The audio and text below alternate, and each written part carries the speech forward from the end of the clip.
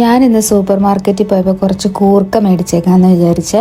അങ്ങനെ കൂർക്ക മേടിച്ച് ഞാനിത് നന്നാക്കുവാണ്. നമുക്ക് ഈ കയ്യിലിടുന്ന ഉറയൊക്കെ ഇട്ടിട്ട് നമുക്ക് വേണമെങ്കിൽ അത് ചിരണ്ടാം. പക്ഷെ ഞാൻ ഇത് കൈ ഉറ ഇല്ലാതെയാണ് ഞാൻ ചിരണ്ടിയിരിക്കുന്നത്. അപ്പോൾ കണ്ട എൻ്റെ കയ്യിൽ കണ്ട കളർ കണ്ടു. ഞാനത് കഴുകി ചെറുതായിട്ട് കട്ട് ചെയ്തു. മൺചട്ടിയാണ് ഞാൻ എടുത്തേക്കുന്നത്. അത് ചൂടായി കഴിയുമ്പോൾ കുറച്ച് ഇഞ്ചിയും വെളുത്തുള്ളിയും പച്ചമുളകും സവോളയും കൂടെ നമുക്ക് അതിലേക്ക് ചേർത്തിട്ട് നമ്മൾ കഴുകി മുറിച്ച് വെച്ചിരിക്കുന്ന കൂർക്കയും കൂടെ അതിനകത്തേക്ക് ഇടാം.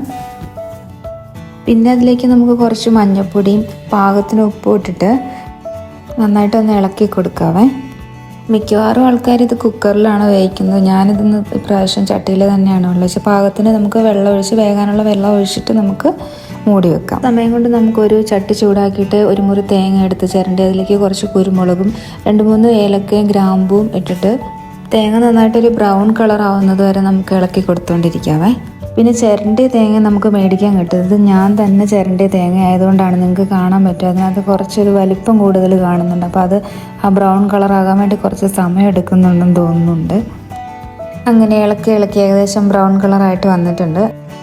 ഇതിലേക്ക് 1 സ്പൂൺ മുളക് പൊടി 1 സ്പൂൺ മല്ലിപ്പൊടി ഇട്ട് വെച്ച് നമുക്ക് നന്നായിട്ട് ഇളക്കി കൊടുക്കാം. ഇതൊക്കെ ഒന്ന് ചൂടായിക്കൊണ്ട് നമുക്ക് ഗ്യാസ് ഓഫ് ചെയ്യാം. ഇടയ്ക്ക് ഞാനൊന്ന് തുറന്ന് നോക്കി കൂർക്കക്കുട്ടൻ അവിടെ ഇരുന്ന് വേകുന്നുണ്ടോ ഇല്ലയോ വെള്ളം ഉണ്ടോ എന്നൊക്കെ ഞാനൊന്ന് നോക്കി. അപ്പം നോക്കുമ്പോൾ കുഴപ്പമില്ല, നന്നായിട്ട് വെന്ത് പാകത്തിന് വന്നിട്ടുണ്ട്. പിന്നെ ഞാനതിലേക്ക് വലിയൊരു തക്കാളി മുറിച്ചിട്ട് ഒന്നും കൂടെ നന്നായിട്ടൊന്ന് ഇളക്കി കൊടുത്തിട്ടുണ്ട്. തക്കാളി അവിടെ ഇരുന്ന് വേകുന്ന സമയം കൂടെ ഞാൻ നേരത്തെ വറുത്ത് വെച്ചിരിക്കുന്ന തേങ്ങയും പൊടികളും കൂടെ നന്നായിട്ട് വെള്ളം ചേർക്കാതെ അരച്ചെടുത്തിട്ടുണ്ട്. ഇനി അരച്ച് വെച്ചിരിക്കുന്ന അരപ്പ് ചേർത്തിട്ട് നമുക്ക് നന്നായിട്ട് ഇതൊന്ന് ഇളക്കി കൊടുക്കാം. പിന്നെ നമുക്ക് ആവശ്യത്തിന് കുറച്ച് വെള്ളം കൂടെ ചേർത്ത് വെച്ചിട്ട് നമുക്കതിന് ഇളക്കിയിട്ട് മൂടി വെക്കാം.